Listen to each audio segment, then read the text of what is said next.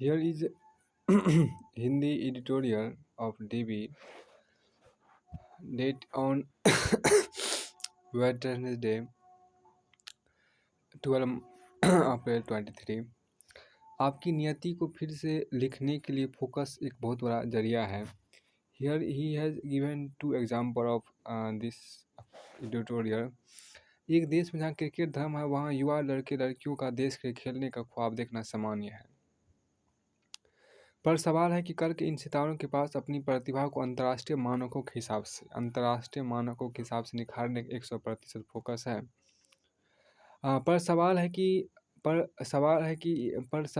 इन सितारों के पास अपनी प्रतिभा को पर सवाल है कि कल के इन सितारों के पास अपनी प्रतिभा को अंतर्राष्ट्रीय मानकों के हिसाब से निखारने के 100% फोकस है। पर सवाल है कि कल इन सितारों के पास अपनी प्रतिभा को अंतर्राष्ट्रीय मानकों के हिसाब से निखारने के 100% फोकस है। और अगर आप उनमें से हैं जिनका फोकस 100% से कम नहीं, तो कायनात भी पूरी कोशिश करेगी कि कृष्ण मिले जिन्होंने कुरुक्षेत्र युद्ध के कठिन समय में अर्जुन को राह दिखाई।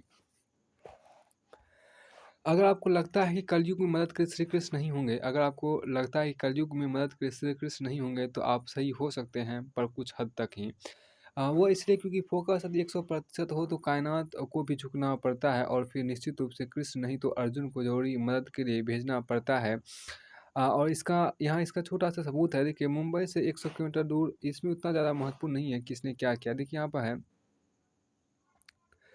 तो पहले एक लड़की थी, पहले वो महाराष्ट्र क्रिकेट एसोसिएशन के खेल चुकी थी। अनिशा के संघर्ष काव्य के बारे में मीडिया रिपोर्ट्स पढ़कर अभिनेता अर्जुन कपूर काफ़ी आगे आए और 18 साल के होने तक उनकी ट्रेनिंग और इक्विपमेंट का खर्चा उठाने का वादा किया। फिलहाल वो MI क्रिकेट क्लब में अंडर-15 टीम में ओपनर है। याद रखिए, विश्व स्तरीय खिलाड़ी बनने के किसी को ट्रेन करना बहुत महंगा है। देखिए, याद रखिए, विश्व स्तरीय खिलाड़ी बनाने के लिए विश्व स्तरीय खिलाड़ी बनाने के लिए किसी को ट्रेन करना बहुत महंगा है। और प्रभात राउत के परिवार के हिसाब से क्रिकेट अमीरों का शौक है, जो बमुश्किल घर का खर्चा चला पाते हैं। हालांकि जब क्रिकेट किट लेने की बारी आई तो प्रभात ने अनिशा को निराश नहीं किया।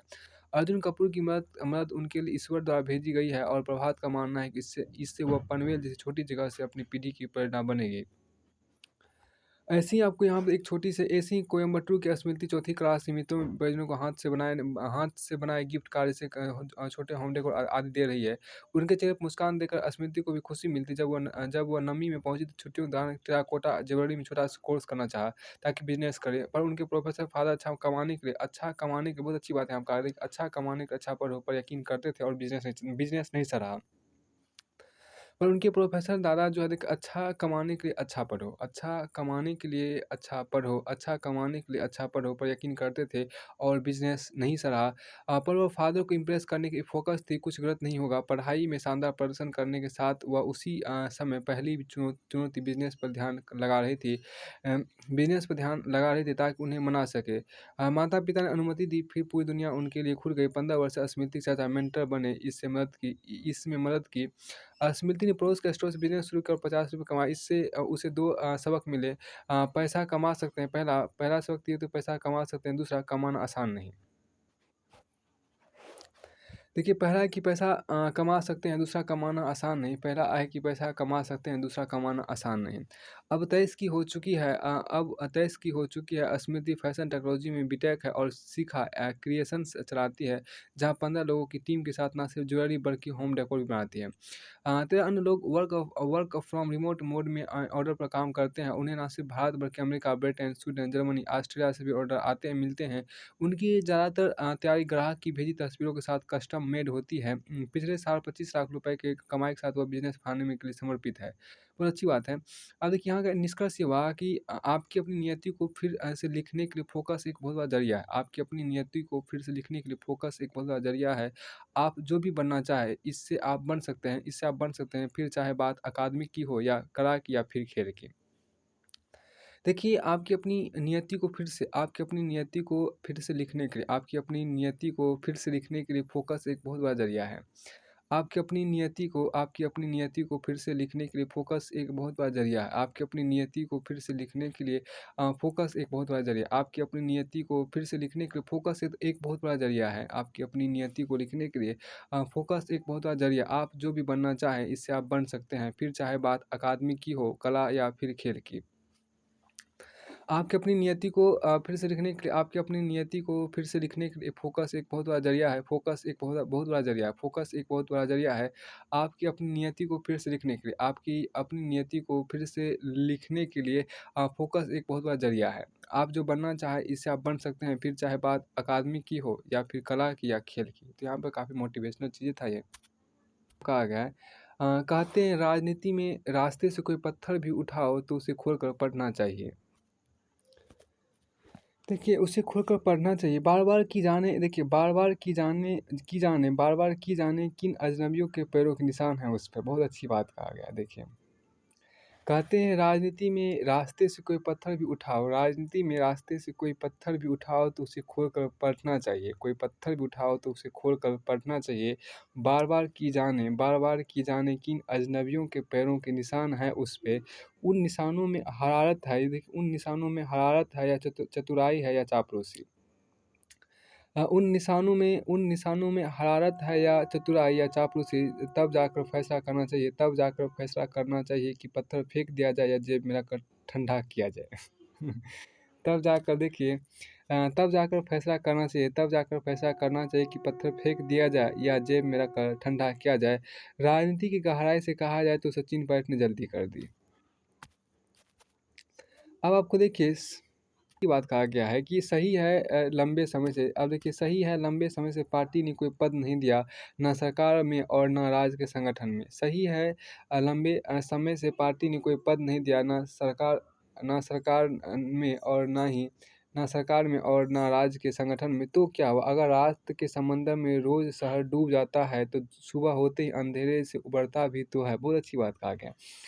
अगर रात के समंदर में रोज़ शहर डूब जाता है तो सुबह होते ही अंधेरे से उभरता भी तो है।